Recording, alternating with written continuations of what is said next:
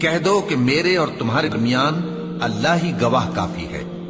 جو چیز آسمانوں اور زمین میں ہے وہ سب کو جانتا ہے، اور جن لوگوں نے باطل کو مانا اور اللہ سے انکار کیا وہی نقصان اٹھانے والے ہیں، اور یہ لوگ تم سے عذاب کے لیے جلدی کر رہے ہیں۔ اور اگر ایک وقت مقرر نہ ہو چکا ہوتا تو ان پر عذاب آ بھی گیا ہوتا، اور وہ کسی وقت میں ان پر ضرور اچانک آ کر رہے گا اور ان کو معلوم بھی نہ ہوگا۔ یہ تم سے عذاب کے لیے جلدی کر رہے ہیں، جبکہ دوزخ تو کافروں کو گھیر لینے والی ہے۔ جس دن عذاب ان کو ان کے اوپر سے اور ان کے پیروں کے نیچے سے ڈھانک لے گا، اور اللہ فرمائے گا کہ جو کام تم کیا کرتے تھے اب ان کا مزہ چکھو۔ اے میرے بندو جو ایمان لائے ہو، میری زمین فراخ ہے تو میری ہی عبادت کرو۔ ہر شخص موت کا مزہ چکھنے والا ہے، پھر تم ہماری ہی طرف لوٹ کر آؤ گے۔ اور جو لوگ ایمان لائے اور نیک عمل کرتے رہے ان کو ہم بہشت کے اونچے اونچے محلوں میں جگہ دیں گے، جن کے نیچے نہریں بہہ رہی ہیں، ہمیشہ ان میں رہیں گے۔ نیک عمل کرنے والوں کا یہ خوب بدلہ ہے، جو صبر کرتے اور اپنے پروردگار پر بھروسہ رکھتے ہیں۔ اور بہت سے جانور ہیں جو اپنا رزق اٹھائے نہیں پھرتے، اللہ ہی ان کو رزق دیتا ہے اور تم کو بھی، اور وہ سننے والا ہے، جاننے والا ہے۔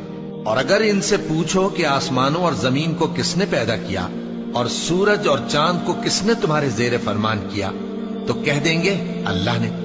تو پھر یہ کہاں الٹے جا رہے ہیں؟ اللہ ہی اپنے بندوں میں سے جس کے لیے چاہتا ہے روزی فراخ کر دیتا ہے، اور جس کے لیے چاہتا ہے تنگ کر دیتا ہے۔